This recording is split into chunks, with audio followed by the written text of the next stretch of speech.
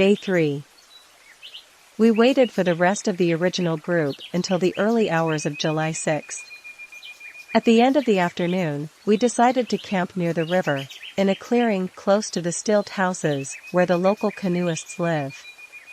It didn't rain, the night was calm, and we took advantage of it for a closer conversation with our companions who had crossed with us. The youngest of them, Juan, upon turning 23, decided to migrate, after realizing that his parents' financial situation was getting worse. He is Colombian, from Bogotá, the city where most of his family lives. The young man, from a very early age, had to work to help his parents and 3 brothers. He said he dreamed of a better life, perhaps studying at a university, and, to that end, he had saved up some savings and bought dollars. Juan said he knew the journey would be dangerous and risky, but he was willing to face whatever came his way. Another adventure companion is Alex, a 37-year-old Argentine, born in the capital. Unlike Juan, Alex said he was born into a middle-class family, the only child of teacher parents. He said he was always interested in traveling the world and experiencing other cultures. The Argentine had studied journalism and started working as a reporter at a local newspaper. He seemed to like social and environmental issues and said he had been married, but that the union was not lasting.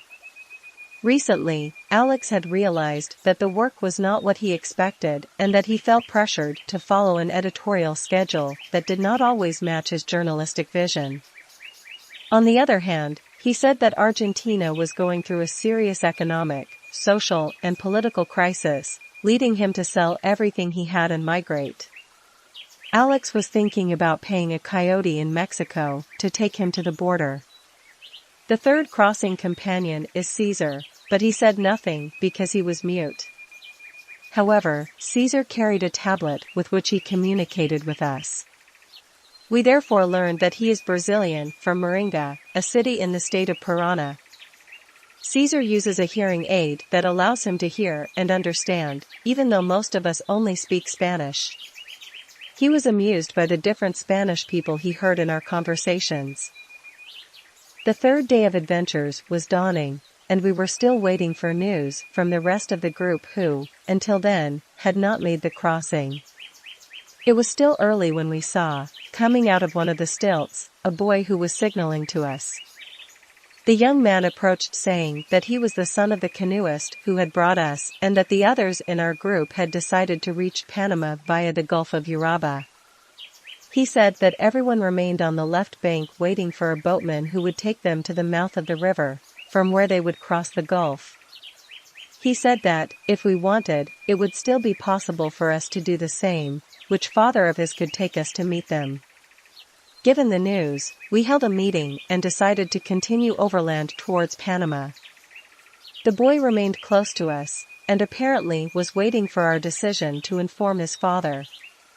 I took the initiative to ask him if he knew of any guides that could help us from that point on. The canoeist's son said he knew of a person they called Pei. He lived on the banks of a stream about 5 kilometers away, following a trail heading northwest. Shortly afterwards, now reduced to 6, we followed the trail indicated by the canoeist's son.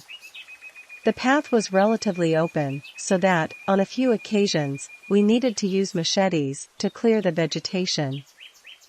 The rain had stopped and so, after an hour and a half of walking, we arrived at a stream with clear waters and a rocky bed, in the vicinity of which we saw 4 small, apparently uninhabited houses. We approached and I clapped my hands, to attract the attention of a resident. Upon hearing the noise, an old lady appeared at one of the windows of the first house. She seemed concerned about our presence, and from where she was standing, she asked what we wanted.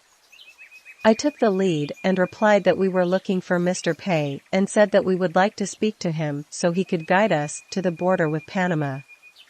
Looking frightened, the old lady said he had gone hunting and didn't know when he would return. I then asked if we could wait for him camped near the stream, but she didn't respond, she simply disappeared inside the house. Everyone in the group followed what happened and after that, we only had to wait, as we didn't even know which direction to take to continue our journey. I took the opportunity to filter the apparently clear water of the stream, and we all bathed in a small waterfall that we found a few meters upstream from where we were. If it weren't for the remote location and the total lack of energy and communication, that place could be seen as a little paradise.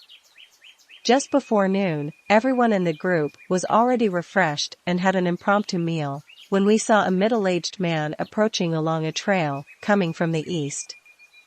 He had a bag over his shoulder with what looked like a slaughtered pig. Paco and I approached the man and asked if he was pay. Like the old lady, shaking her head affirmatively, he asked what we wanted, and it was up to me to explain. Afterwards, without much interest in listening to my explanation, he said that he would have to take the game to his house and that he would then come back to talk. As it was very hot, we went back to a shady spot on the banks of the stream and waited there for more than an hour.